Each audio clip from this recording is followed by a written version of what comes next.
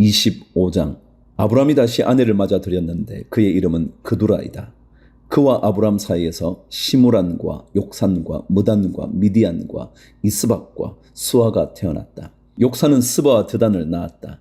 드단의 자손에게서 아수르 사람과 르두시 사람과 르움미 사람이 갈라져 나왔다. 미디안의 아들은 에바와 에벨과 하녹과 아비다와 엘다아인데 이들은 모두 그두라의 자손이다. 아브라함은 자기 재산을 모두 이삭에게 물려주고 첩들에게서 얻은 아들에게도 한 몫씩 나누어 주었는데 그가 죽기 전에 첩들에게서 얻은 아들들을 동쪽 곧 동방 땅으로 보내어서 자기 아들 이삭과 떨어져서 살게 하였다.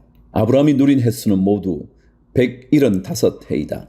아브라함은 자기가 받은 목숨대로 다 살고 아주 늙은 나이에 기운이다 하여서 숨을 거두고 세상을 떠나 조상들이 간 길로 갔다. 그의 아들 이삭과 이스마엘이 그를 막벨라 굴에 안장하였다. 그 굴은 마므레 근처 햇사람의 소할의 아들 에브론의 밭에 있다. 그 밭은 아브라함이 햇사람에게서 산 것이다. 바로 그곳에서 아브라함은 그의 아내 사라와 합장되었다. 아브라함이 죽은 뒤에 하나님은 아브라함의 아들 이삭에게 복을 주셨다. 그때의 이삭은 부엘라 헤로이 근처에서 살고 있었다. 사라의 여종인 이집트 사람 하갈과 아브라함 사이에서 태어난 아들 이스마엘의 족보는 이러하다. 이스마엘의 아들들의 이름을 태어난 순서를 따라서 적으면 다음과 같다. 이스마엘의 맏아들은 느바요시다. 그 아래는 게달과 압보엘과 밉삼과 미스마와 두마와 마사와 하닥과 데마와 여두르와 나비스와 게드마가 있다. 이 12은 이스마엘이 낳은 아들의 이름이면서 동시에 마을과 부락의 이름이며 또한 이 사람들이 세운 12지파의 통치자들의 이름이기도 하다. 이스마엘은 모두 137해를 누린 뒤에 기운이다 하여서 숨을 거두고 세상을 떠나 조상에게로 돌아갔다. 그의 자손은 모두 하윌라로부터 수르 지방에 이르는 그 일대에 흩어져서 살았다. 수르는 이집트의 동북쪽 경계 북은 아시리아로 가는 길에 있다. 그들은 모두 형제들과는 적대감을 가지고 살았다. 19절. 다음은 아브라함의 아들 이삭의 족보이다. 아브라함이 이삭을 낳고 이삭은 40살에 리브가와 결혼하였다. 리브가는 밧단 아람의 아람 사람인 부드엘의 딸이며 아람 사람인 라반의 누이이다. 이삭은 자기 아내가 임신하지 못하므로 아내가 아이를 가지게 해달라고 주님께 기도하였다. 주님께서 이삭의 기도를 들어주시니 그의 아내 리브가가 임신하게 되었다. 그런데 리브가는 쌍둥이를 배웠는데 그 둘이 태안에서 서로 싸웠다. 그래서 리브가는 이렇게 괴로워서야 내가 어떻게 견디겠는가 하면서 이 일을 알아보려고 주님께로 나아갔다. 주님께서 그에게 대답하셨다. 두 민족이 너의 태안에 들어있다. 너의 태안에서 두 백성이 나뉠 것이다. 한 백성이 다른 백성보다 강할 것이다. 형이 동생을 섬길 것이다. 달이 차서 몸을 풀 때가 되었다. 태 안에는 쌍둥이가 들어 있었다. 먼저 나온 아이는 살결이 붉은 데다가 온몸이 털투성이어서 이름을 에서라고 하였다. 이어서 동생이 나오는데 그의 손이 에서의 발 뒤꿈치를 잡고 있어서 이름을 야곱이라고 하였다. 리브가가 이 쌍둥이를 낳았을 때에 이삭의 나이는 60살이었다. 27절.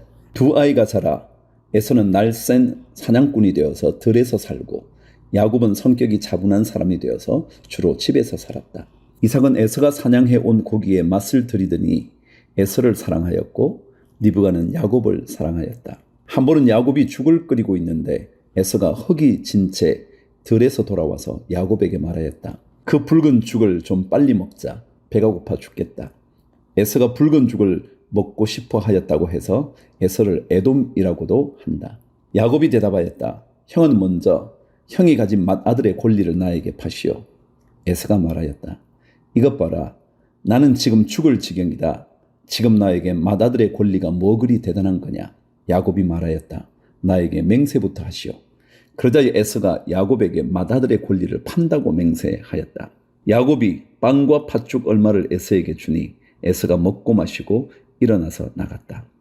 에서는 이와 같이 맏아들의 권리를 가볍게 여겼다. 26장.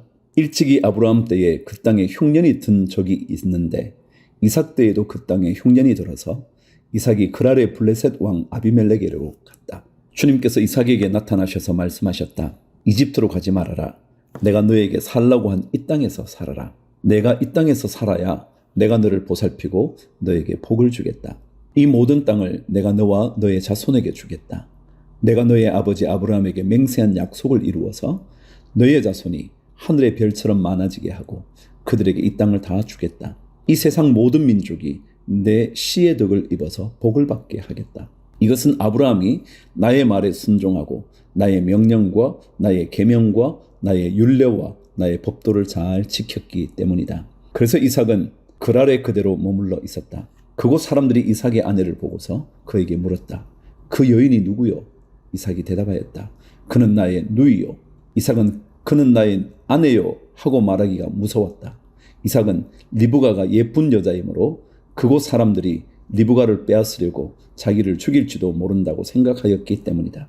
이삭이 그곳에 자리를 잡고 산 지 꽤 오래된 어느 날 블레셋 왕 아비멜렉은 이삭이 그 아내 리브가를 애모하는 것을 우연히 창으로 보게 되었다.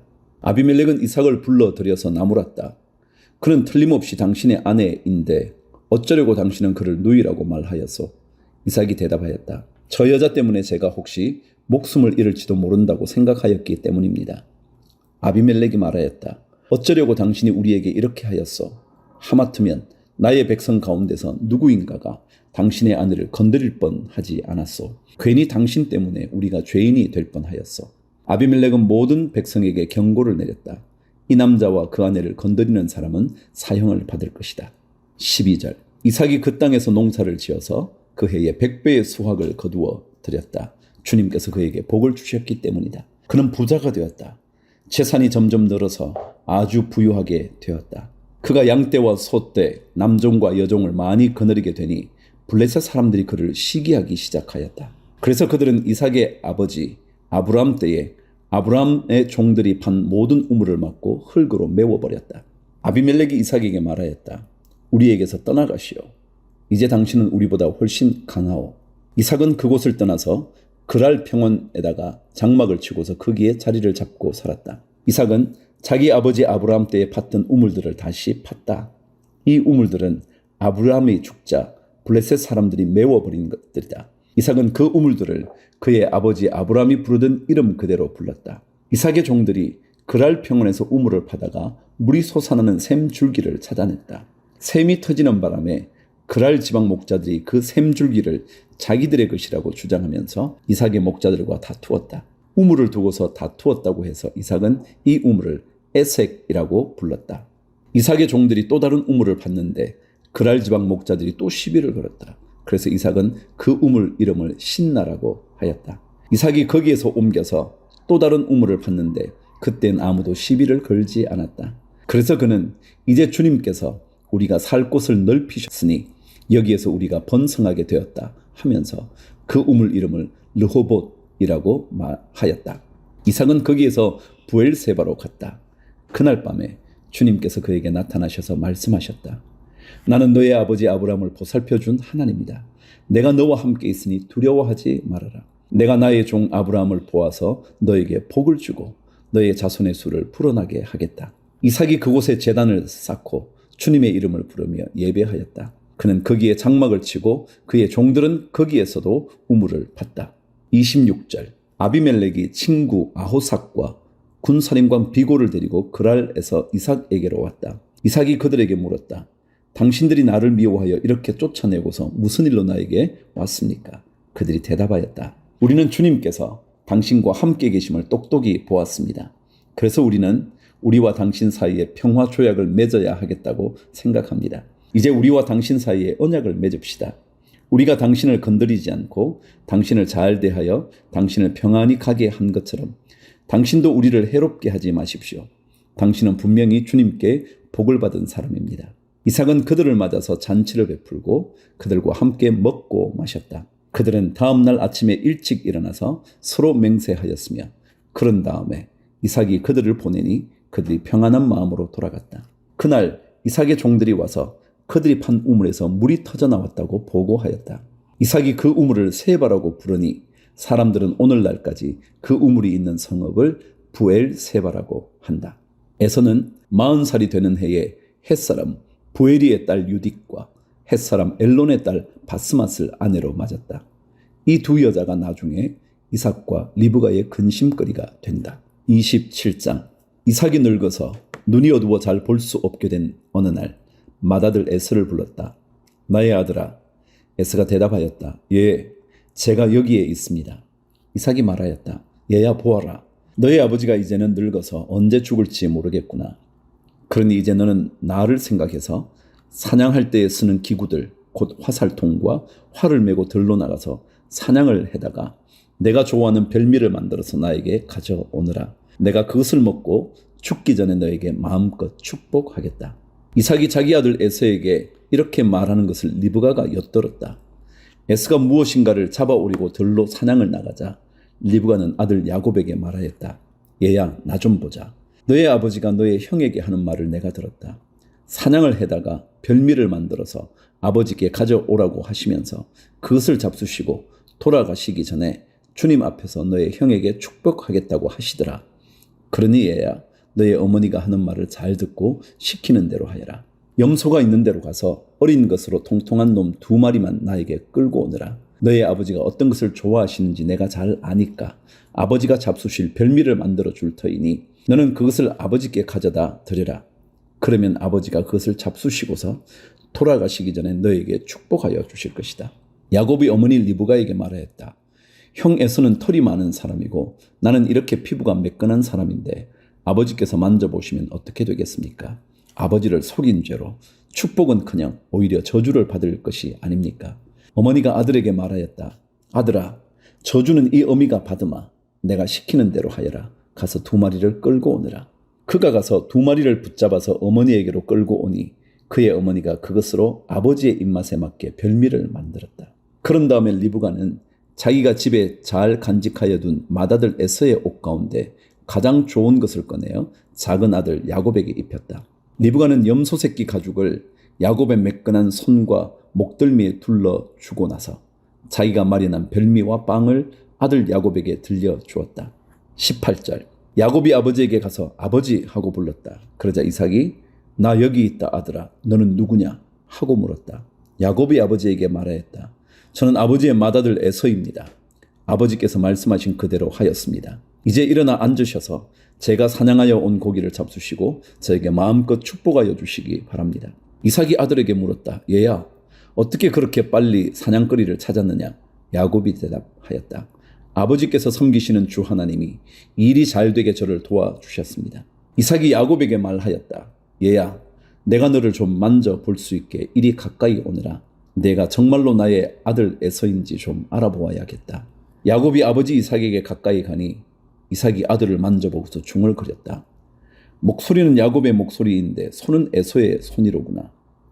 이삭은 야곱의 2 손이 저의 형 에서의 손처럼 털이 나 있으므로 그가 야곱인 줄 모르고 그에게 축복하여 주기로 하였다. 이삭은 다짐하였다. 내가 정말로 나의 아들 에서냐? 야곱이 대답하였다. 예, 그렇습니다. 이삭이 말하였다. 나의 아들아, 내가 사냥하여 온 것을 나에게 가져오느라. 내가 그것을 먹고서 너에게 마음껏 복을 빌어주겠다. 야곱이 이삭에게 그 요리한 것을 가져다가 주니 이삭이 그것을 먹었다. 야곱이 또 포도주를 가져다가 따르니 이삭이 그것을 마셨다. 그의 아버지 이삭이 그에게 말하였다. 나의 아들아, 이리 와서 나에게 입을 맞추어다오. 야곱이 가까이 가서 그에게 입을 맞추었다. 이삭이 야곱의 옷에서 나는 냄새를 맡고서 그에게 복을 빌어 주었다. 나의 아들에게서 나는 냄새는 주님께 복받은 밭의 냄새로구나. 하나님은 하늘에서 이슬을 내려주시고 땅을 기름지게 하시고 곡식과 새 포도주가 너에게 넉넉하게 하실 것이다. 여러 민족이 너를 섬기고 백성들이 너에게 무릎을 꿇을 것이다. 너는 너의 친척들을 다스리고 너의 어머니의 자손들이 너에게 무릎을 꿇을 것이다. 너를 저주하는 사람마다 저주를 받고 너를 축복하는 사람마다 복을 받을 것이다. 30절. 이삭은 이렇게 야곱에게 축복하여 주었다. 야곱이 아버지 앞에서 막 물러나오는데 사냥하러 나갔던 그의 형 에서가 돌아왔다. 에서도 역시 별미를 만들어서 그것을 들고 자기 아버지 앞에 가서 말하였다. 아버지, 일어나셔서 이 아들이 사냥하여 온 고기를 잡수시고 저에게 마음껏 축복하여 주시기 바랍니다. 그의 아버지 이삭이 그에게 물었다. 너는 누구냐? 에서가 대답하였다. 저는 아버지의 아들, 아버지의 맏아들 에서입니다. 이삭이 크게 충격을 받고서 부들부들 떨면서 말을 더듬거렸다. 그렇다면 내가 오기 전에 나에게 사냥한 고기를 가져온 게 누구란 말이냐?